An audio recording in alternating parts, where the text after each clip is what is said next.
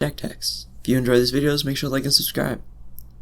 Also, check out our TCG player affiliate link in the description below. Anyway, today's deck is a Koll the Forgemaster deck. Koll is a 2/2. It says whenever another non-token creature you control dies, if it was enchanted or equipped, return it to its owner's hand. And then it says creature tokens you control that are enchanted or equipped get +1/+1. So we're just going to focus on comboing a lot, and a lot of equipments. So basically, we're going to play a lot of 0 mana creatures, and then equip them for free. Once they're equipped, we're going to sacrifice them, get them back to our hand, and keep doing that over and over again. So we're just going to get a ton of value off of that. We're not going to worry too much about the creature token parts, but we're just going to want to combo a lot. Total price of this deck is $32.82. This is according to TCG Player, and does not include the price of basic lands. So let's get right into the deck. First off, we got some free creatures. Now you might be wondering, what about ramp? Usually I start off my videos with ramp. Well, the average CMC for this deck is very low, about 2. So, in order to get the cards for our combo, we're not going to have any ramp. So basically, with these free creatures, we're going to play them for 0, then we're going to get something equipped to them for 0, sacrifice them, they come back to our hand, and then we can play them again. So, Phyrexian Walker, it's a 0 mana 0/3, Memnite is a 0 mana 1/1, and Ornithopter is a 0 mana 0/2. Rogrock, Son of Roga, First Strike, Menace, and Trample, which doesn't really matter, but is a 0 mana 0/1. Priest of Urobosk, when it enters battlefield, you get 3 red mana, which is enough to play him again. Skirk Prospector, you sacrifice a goblin to get a red mana, so you can sacrifice him to get the mana to play him again. Mirror Moon Vessel, when it's put into a graveyard from play, you get a generic mana 2 mana pool, just to play him again. Impulsive Pilfer, when it dies you get a treasure token, it is Encore for 4. And Cathodian, when it dies you get 3 colorless mana. Then we got some equipments. These aren't going to be equipments that you can equip for 0, but they're still going to be pretty good. Mortar Pod has a living weapon, and equipped creature gets +0/+1, and has sacrifice it, and it deals 1 damage to target creature or player. And has equip for 2, so it's going to be a sacrifice outlet. Demon Male Hauberk, equipped creature gets +4/+2, and has equipped to sacrifice a creature. So basically, it's a sacrifice outlet, and it can help you combo. Sylvok Lifestaff, equipped creature is +1/+0. Whenever equipped creature is put into a graveyard, you gain 3 life. It's equipped for 1, so you're going to keep sacrificing the creature, and if this is equipped, you're going to gain a ton of life. Deathrender, one of the best cards in the deck, because it's an infinite combo. Equipped creature is +2/+2. Whenever it dies, you can put a creature card from your hand onto the battlefield, and attach Deathrender to it, and has equipped for 2. So basically, you're going to play a creature, and you're going to equip Deathrender to it.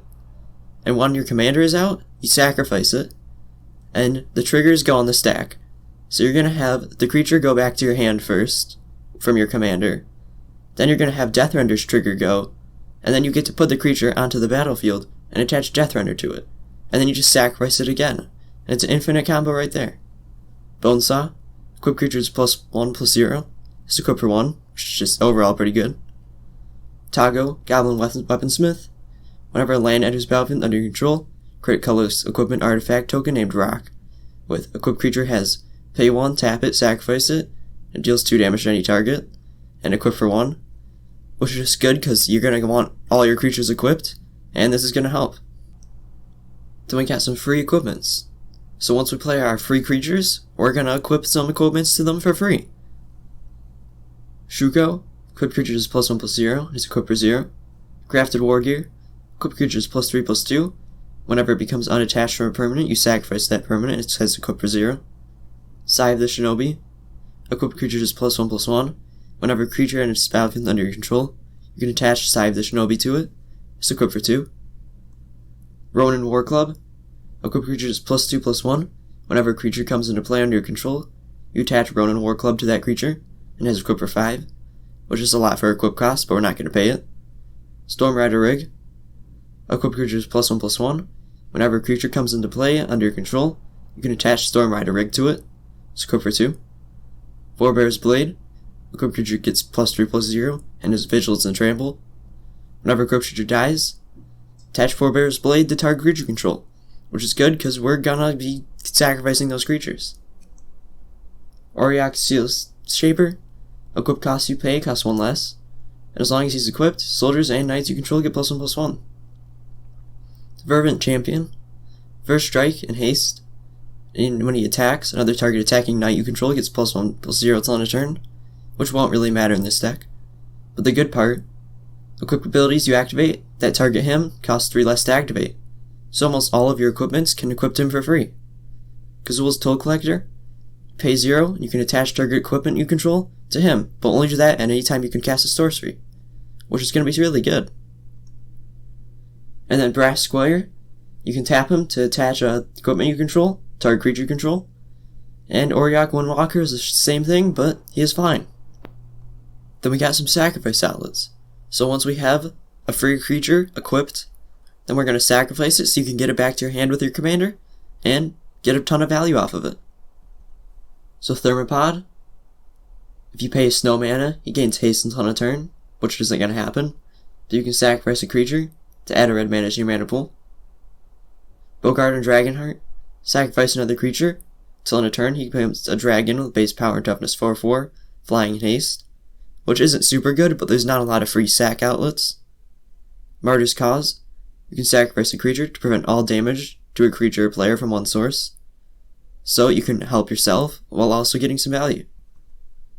Betrothed to Fire, you sacrifice an untapped creature, enchanted creature gets +2/+0 till end of turn, then you can sacrifice and create a enchanted creature, all creatures you control get +2/+0 till end of turn. So you keep comboing, you could just make one creature have a ton of power and attack for a ton of damage. Blasting Station, very good card. You tap and sacrifice a creature and it deals 1 damage to target creature or player. Whenever a creature comes into play, you can untap it. So this could just kill all your opponents if you have the right cards out. Makeshift Munitions, you pay 1, sacrifice an artifact or creature, and it deals 1 damage to any target. And then Weaponize the Monsters, you pay 2 and sacrifice a creature, and it deals 2 damage to any target. Then we got some creatures that are going to provide you value when they enter the battlefield or die. So they're not going to be free, but if you keep playing them, you're going to get a lot of value. Doom Traveler, when it dies, you create a 1/1 with flying. Hunted Witness, when it dies, you create a 1/1 with lifelink. And Garrison Cat, when it dies, you create a 1/1. So you're going to sack all of these, get it back to your hand, and play it again. You're just going to get a ton of tokens. Grim Initiate, first strike, when it dies, you amass 1. Goblin Arsonist, when it dies, it deals 1 damage to any target. Kinsbale Border Guard is 3 mana, which is a little pricey if you want to keep playing it over and over again with your commander. But when it comes into play, with a 1/1 counter on it for each other Kithkin you control, which may not sound good, but when it's put into a graveyard from play, you put a 1/1 Kithkin Soldier creature token into play for each counter on it. So every time you play it, you're going to get more Kithkins and more counters on it. And then we got Spirit Bonds. Whenever a non-token creature enters the battlefield under your control, you can pay a white to make a 1/1 with flying. Then you can pay 2 and sacrifice a spirit, and target non-spirit creature gains indestructible till end of turn, so you can protect your commander. Genesis Chamber. Whenever a non-token creature enters the battlefield, if it's untapped, that creature's controller creates a 1/1, which is going to help our opponents, but if we infinite combo, we can just make infinite 1/1s. Then we got 4 cards that are going to help us protect our commander, because if our commander dies, our combo is going to fall apart. Shelter. Target creature you control gains protection from the color of your choice until end of turn, you draw a card. God's Willing. Target creature you control gains protection from the color of your choice until end of turn, you scry 1. And Sheltering Light. Target creature gains indestructible till end of turn, and you scry 1. And then Gift of Immortality. Enchanted creature, so you're going to enchant your commander. When an enchanted creature dies, return that card to the battlefield under its owner's control. And then you return Gift of Immortality to the battlefield attached to that creature at the beginning of the next end step. So it's going to be really hard to kill it. And then we got 1 card that can work in place of our commander. Enduring Renewal. You play with your hand revealed, and if you would draw a card, you reveal the top card of your library instead. And if it's a creature card, you put it into your graveyard. But if it's not, you draw a card. But the good part is whenever a creature is put into your graveyard from play, you return it to your hand. So, if you can't get your commander out, this will work, and you don't even need to have the creature equipped. You can just combo with this. Then we got some card advantage. Mask of Memory. When a equipped creature deals combat damage to a player, you can draw 2 cards and discard a card. Equip for 1. Infiltration Lens. When a equipped creature becomes blocked by a creature, you can draw 2 cards. Equip for 1. Tajnar's Swordsmith. When it enters battlefield, you can pay X. If you do, search your library for an equipment card with the converted mana cost X or less. Put that card on the battlefield and shuffle your library. So you can get your best equipment cards, and then you can always equip this guy and sacrifice him, and play him again. Open the armory. Search your library for an or equipment card. Reveal it, put it into your hand, and shuffle your library. Stonehaven Outfitter. One of the best cards in the deck. Equipped creatures you control get +1/+1, which is pretty good. But whenever an equipped creature you control dies, you draw a card. And you're going to keep sacrificing your equipped creatures, so you're going to get a ton of cards. Mentor of the Meek. Whenever another creature with power 2 or less enters the battlefield under your control, you can pay 1 to draw a card. And you're going to keep sacrificing your creatures, playing them again, so you can keep paying that 1 to draw a card.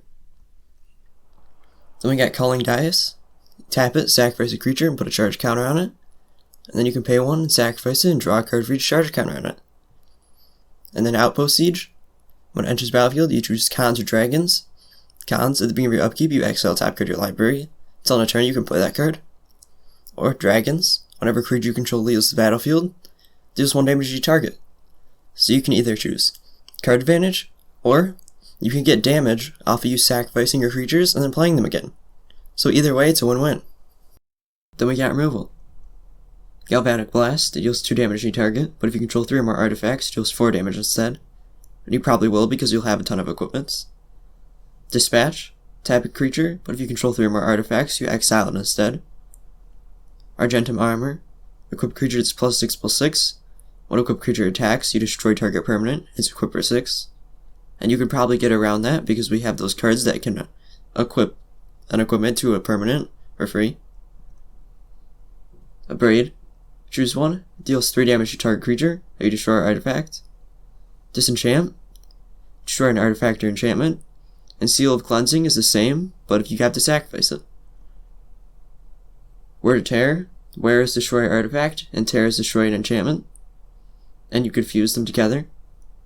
Divine Reckoning, each player chooses a creature they control and you destroy the rest, and it's flashback for 7. The good thing about this is you're going to choose Koll, because Koll can't come back to your hand from your graveyard. You're going to destroy the rest of your creatures. But if the rest of your creatures are equipped, then they'll get right back to your hand, and it's going to be super useful. Single Combat kind of does the same thing. Each player chooses a creature or planeswalker they control, and sacrifices the rest, and then players can't cast creature or planeswalker spells until the end of your next turn. And then 5x in Rebirth. Destroy all creatures, then create XX colorless horror artifact creature token, where X number of creatures are destroyed this way. Lastly, we got lands. Boros Guildgate enters battlefield tapped and taps for Boros colors. Stone Quarry is the same, and Witsguard Crag is the same, but you gain a life when it comes in. Boros Garrison enters battlefield tapped. When it enters battlefield, you return a land you control to its owner's hand. It taps for both the Boros colors. Command Tower taps for 1 mana of each color. And then we just got 15 mountains and 15 plains. Thanks for watching. If you enjoyed this video, make sure to like and subscribe, and have a great day.